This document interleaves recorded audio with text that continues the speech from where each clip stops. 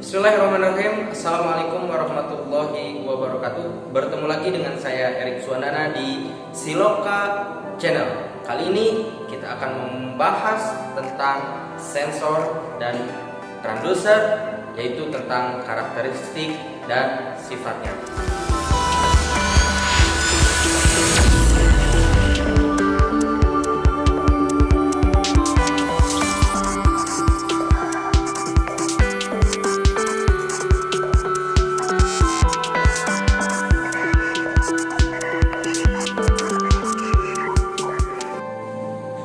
Pada pertemuan sebelumnya, kita sudah membahas tentang sistem pengantar teknik pengukuran. Selanjutnya tentang pengenalan dasar sensor dan transducer. Sekarang masih tentang sensor dan transducer itu sendiri. Yang akan kita bahas adalah sifat dan karakteristik sensor dan transducer. Ada beberapa poin yang akan coba kita bahas. Yang pertama adalah sifat sensor, terus nanti akan ke klasifikasi sensor berdasarkan penggunaannya, klasifikasi sensor berdasarkan pengubah energi, kelompok sensor atau transducer berdasarkan prinsip kerjanya. Lalu kita lanjut ke transducer, pengenalan sifat dan karakteristik transducer, dan contoh dari transducer sistem input atau output. Yang pertama, kita akan membahas tentang sifat sensor. Sifat sensor terbagi menjadi dua. Ada yang pasif,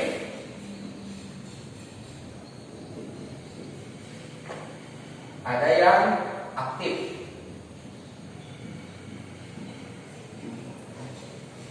Apa itu sensor yang bersifat pasif? Sensor yang bersifat pasif itu tidak memerlukan energi lain yang bukan energi listrik untuk dirubah menjadi energi listrik.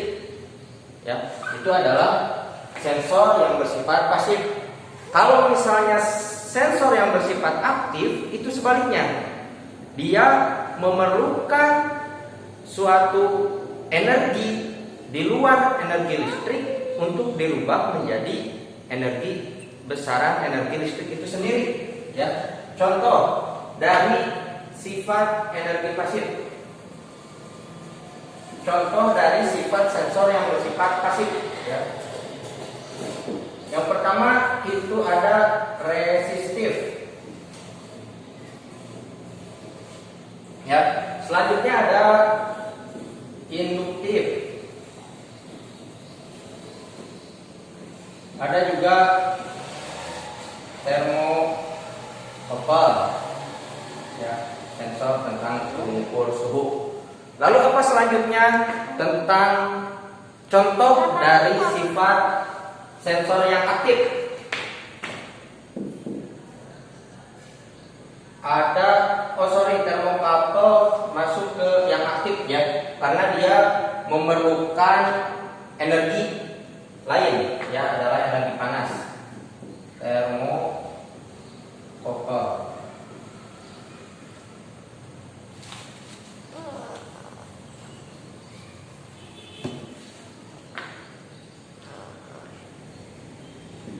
Selanjutnya ada fotodioda.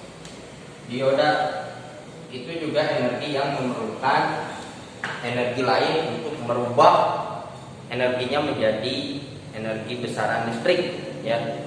Nah, jadi sifat sensor itu sendiri ada dua, ada yang pasif, ada yang aktif, ya.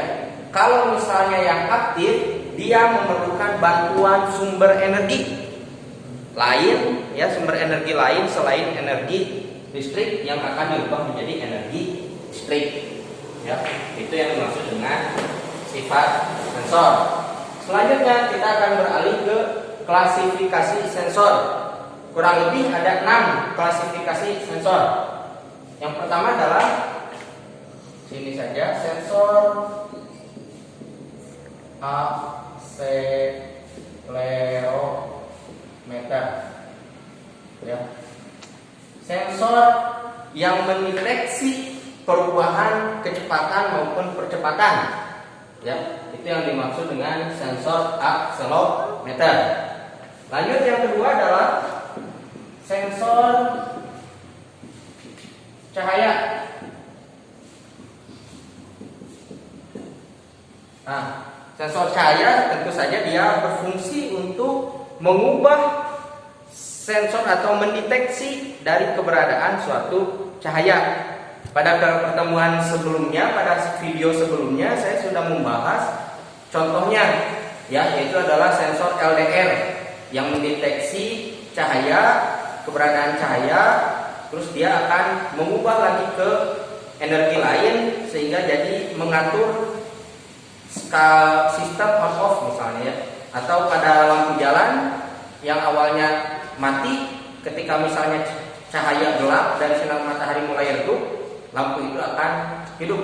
Nah, itu ya fungsi atau contoh dari sensor cahaya. Selanjutnya ada sensor suara. Ya, sesuai namanya pasti dia berfungsi untuk mendeteksi suara. Ya.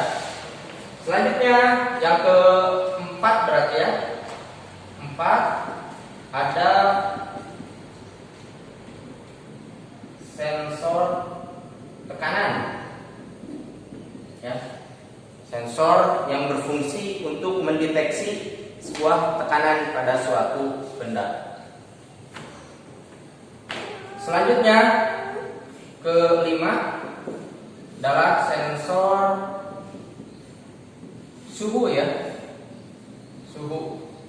Nah, sensor yang mendeteksi sebuah keberadaan temperatur atau mendeteksi adanya panas, ya, lalu dikirimkan, dikonversikan ke berupa besaran listrik, lalu mengeluarkan keluaran berupa variabel tertentu.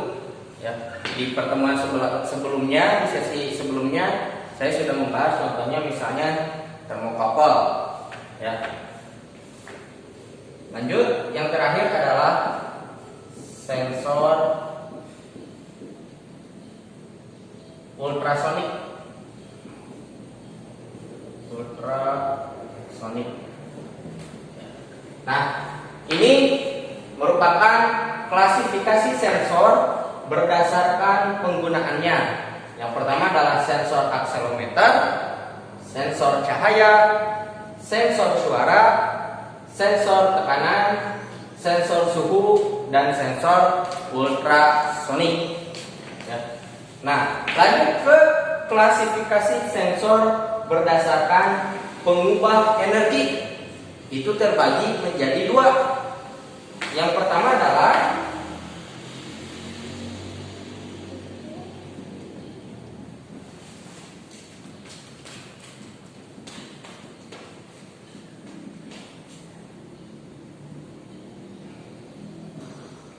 self-generating transducer, ya. Atau sensor ini adalah sensor yang penggunaannya hanya memerlukan satu energi saja, ya, satu energi saja untuk merubah kepada besaran energi listrik. Ya. Contohnya, lagi-lagi saya harus memberikan contoh termokouple, ya, sensor suhu. Saya bedakan warnanya, contohnya termokouple. Ya. Lanjut, dari berdasarkan pengubah energi selanjutnya yang pertama adalah self generating transducer, merupakan sensor atau transducer yang membutuhkan hanya satu energi saja untuk menjadi besaran listrik. Yang kedua adalah sebaliknya, dengan istilah external power, ya. External power transducer. Nah, dia berfungsi untuk mengubah, ya, mengubah atau memerlukan beberapa energi. Kalau tadi hanya self, ya, hanya memerlukan satu energi saja, external power memerlukan beberapa energi untuk merubah ke besaran listrik. Ya. Itu klasifikasi sensor berdasarkan pengubah energi. Selanjutnya, kelompok sensor transducer. Ya, ini banyak ya prinsip kerjanya. Bisa saya contohkan, misal strain gauge. Strain gauge ini dia menggeserkan tahanan kawat ya, merubah tahanan kawat. Fungsinya adalah untuk mendeteksi adanya sebuah tekanan yang nanti keluarannya berupa berat ya. Terus yang saya ini kan berdasarkan kelompok prinsip kerja, misal termokapel lagi ya, termokapel yang merubah sebuah energi panas menjadi sebuah keluaran konstanta yang bisa kita ketahui berapa suhunya ya. Terus ada generator ya, generator kumparan arus.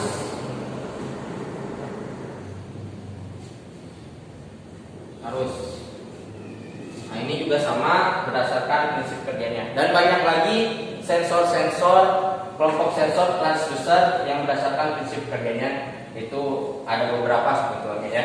Ini yang saya contohkan adalah hanya 3 saja ya.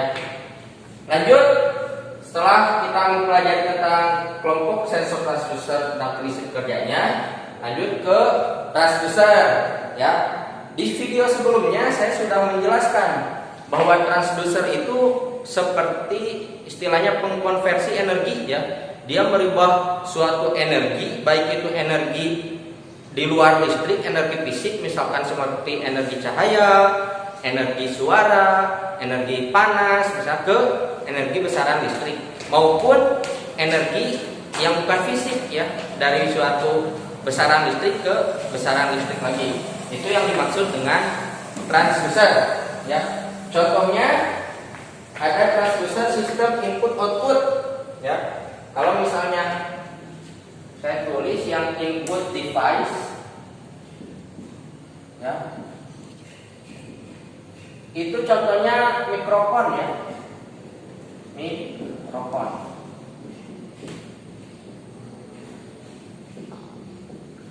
Mikrofon akan dikirimkan ke sebuah kontrol sistem.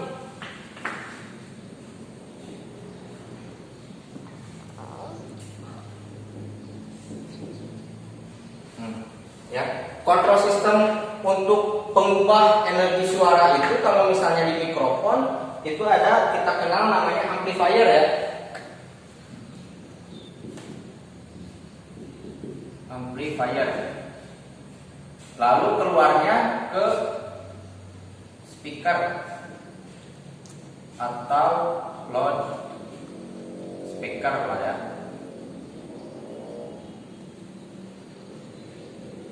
Nah, loudspeaker ini sebagai output device.